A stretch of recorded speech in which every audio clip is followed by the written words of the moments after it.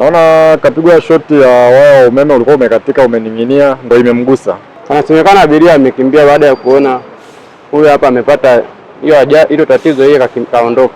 Bwana na askari usipite huko, yeye akalazimisha kupita. Kiukweli nimeshtuka sana baada ya kupewa yao maelekezo na yeye kutaka kufuata.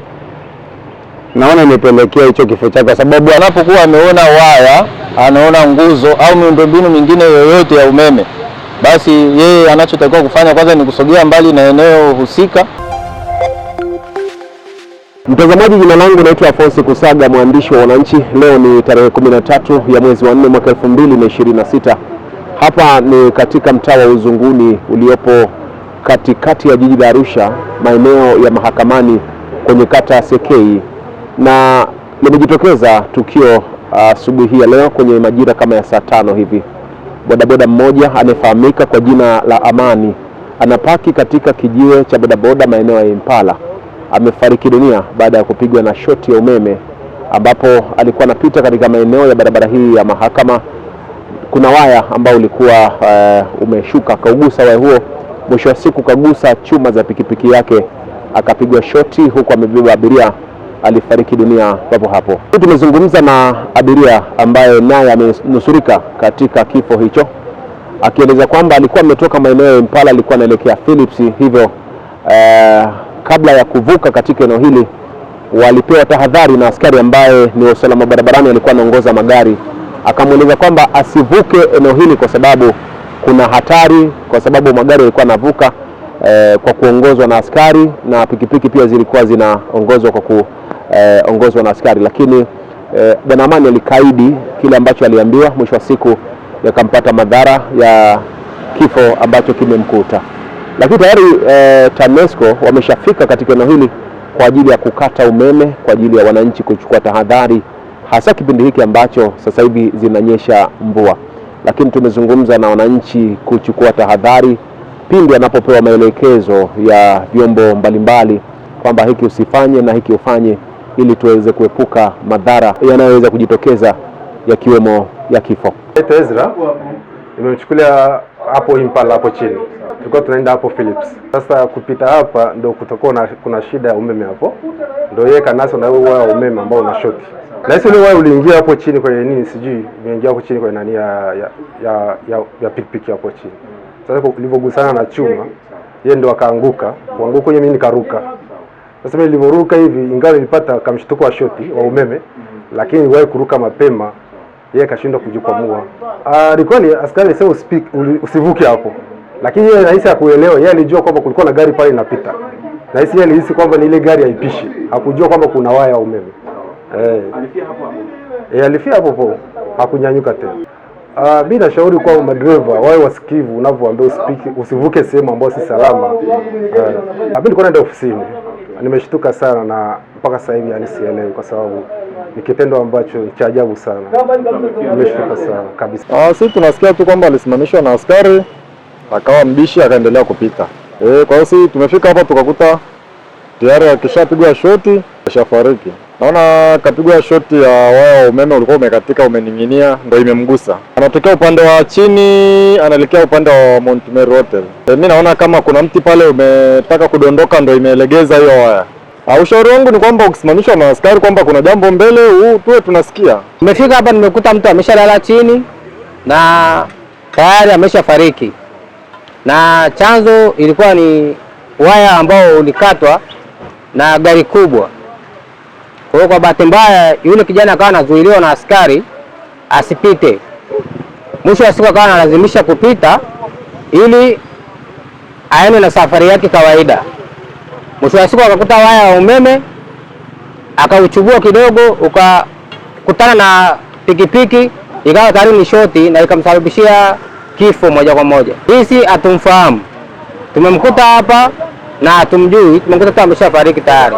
Ule wa umeme ndio shoti halisi ile msababishia yeye kufariki moja kwa moja. Cha mvua unapokuta askari au mtu yote akakuzuia usipite mahali fulani, usipite. Fanya uchunguzi kwanza, uangalie sababu ni nini, kwa nini unaambiwa usipite. Kwa sababu kulazimisha kupita, mwisho wa siku unapata majanga kama haya mwisho kabisa unaweza kupoteza maisha kama ilivyotokea. Alitoka huko akiwa na abiria, amepita anaenda anapanda juu kuelekea barabara ya Mount Meru. Sasa baada ya kufika hapa kazuiliwa, akakaidi akawa analazimisha kuondoka. Nasikia sasa kuna mtu unaelekea kudondoka hapo, waya ikawa imeshuka chini. Kwa hiyo katika kupita kwake kaigusa kaichubua, ndio ikampiga shoti. Anasemekana abiria amekimbia baada ya kuona huyu hapa amepata hilo tatizo, yeye kaondoka. Waya ulikuwa umening'inia kwa jinsi wanavyosema kwamba ulikuwa umening'inia chini. Jamaa ndo kaugusa, baada ya kuugusa ndo moja kwa moja na hii katokea. Nadhani watu wajaribu kusikiliza maelekezo, maana sio kwamba askari anapokuzuia kwamba anataka kukukamata. Saa zingine anakupa tahadhari ya kitu kitakachotokea ili uende kwa mwongozo wake. Jina mimi naitwa Mohamed Isa, jina maarufu hapa mjini Mudikocha. Ni katibu wa pale Impala. Nimepata taarifa sasa hivi kwamba Amani amepata ajali ya shoti, amefariki dunia. Na leo asubuhi tulikutana kijiweni na nilikuwa nazungumza naye sana. Kwa hiyo asubuhi nilikuwa nazungumza naye na alikuwa na shida yake moja toka jana, alinieleza pale kijiweni watu na utaratibu wa kucheza kidogo mchezo. Kwa hiyo aliniomba nimuombe kwa kiongozi mwingine kwamba aweze kupatiwa hela kidogo kwa ajili alikuwa na matatizo. Lakini sasa ndio hivyo, nimepata magezi makubwa sana baada ya mimi kutoka kwenda kushughulikia pikipiki yangu kidogo. Nilikuwa nimeenda kuchomea chuma ya mwamvuli ili niweze kuja kufunga mwamvuli, ndo narudi nafika kijiweni, napata taarifa kuna kijana mmoja wa kijiweni ananiambia kwamba Amani amefariki, na ndio nikaweza kukimbia eneo hili kuja kuangalia. Nilikuwa naelekea napeleka mteja hapa Philips, kwa sababu sasa hivi ukiangalia, kwa sababu kuna wamekata pale, unajua barabara yetu ya kwenda Philips tunatumia hii njia ya Grand Melia, lakini kuanzia juzi walikata barabara pale kutengeneza mtaro. Kwa hiyo tukawa tunazunguka tunapita ile eneo la kuelekea mahakamani. Kwa hiyo sasa ndio nimesikia kwamba kuna gari ilikuwa inapita reli kagonga nguzo ya umeme. Baada ya kugonga nguzo, Amani akapita ile upande waya ilikuwepo, bahati mbaya waya ukashika ngao ya pikipiki, ndio ikamletea kifo chake. Bwana na askari usipite huko, yeye akalazimisha kupita. Kiukweli nimeshtuka sana baada ya kupewa yao maelekezo na yeye kutaka kufuata. Naona imepelekea hicho kifo chake, kwa sababu hata abiria aliyombeba nafikiri ndio ameleta taarifa kijiweni. Kwa hiyo mimi nashauri tuwe tunasikiliza maelekezo tunaopewa na viongozi au na watu wanaosimamia sheria. Amani kwao ni Kigoma, alikuja hapa mjini kutafuta maisha. Kazi yake ya kwanza alikuwa anafanya kazi ya ulinzi, akaja kijiweni pale akatafuta nafasi ya kuwepo kijiweni, tukampatia nafasi. Nafikiri anaenda kama anaenda kumaliza mwaka toka amejiunga kijiweni. Kwa hiyo kwao ni Kigoma, hapa alikuja kutafuta maisha. Kwa hiyo kwao ni Kigoma. Mkazi wa Sokomtu Arusha. Hapa kuna jamaa amekuja akaambiwa na askari usipite. Akawa sasa yeye hajamuelewa askari, akawa amepita.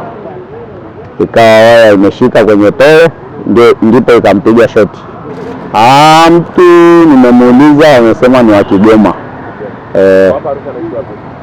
Anaishi Sekei kwa jinsi wanavyosema. Na ukiambiwa simama au askari akikusimamisha simama. Ndio nawashauri vijana wasiwe na haraka, wasimame kwenye sehemu ya kusimama. Ni utaratibu wa kujua ndugu zake, na nadhani wanatafuta namna ya kupeleka mwili mochwari. Mimi kwa majina naitwa Mhandisi Adam Kileo kutoka TANESCO Arusha. Kutokana na changamoto ambayo imejitokeza, sisi kama shirika tunaendelea kuwasisitiza wananchi na watumia barabara wote kwa ujumla kwamba kuchukua tahadhari kwa wakati inavyowezekana. Sisi kama shirika, kauli mbiu yetu ni usalama kwanza, na kwa tafsiri hiyo, katika mazingira yoyote yale ambayo tunaona kuna changamoto, tunashauriwa kuwa wasikivu, kufuata taratibu za sheria, lakini pia miongozo mbalimbali kutoka kwa mamlaka zinazohusika. Tunapopewa ishara ya kufuata utaratibu fulani, basi tufanye hivyo. Lakini pia tunawashauri wananchi kwa ujumla wake na wateja wetu pia kwamba kuwa makini sana kwenye nyakati hususani hizi za mvua kama hivi. Yale matukio ambayo yanaweza yakatuhatarishia usalama wetu, kwa mfano kufanya kazi au biashara katika miundombinu ya TANESCO, kwa mfano katika nguzo zetu, katika transformer, katika nyaya, basi tusifanye hivyo kwa sababu ni kinyume na utaratibu na pia ni kinyume na sheria. Lakini pia kwa mazingira kama hayo, tungependa kuwasisitiza raia wanapoona kwamba kuna waya au nguzo au miundombinu yoyote ya umeme imeanguka au iko chini au inakaribia kuanguka, basi wasikaribie.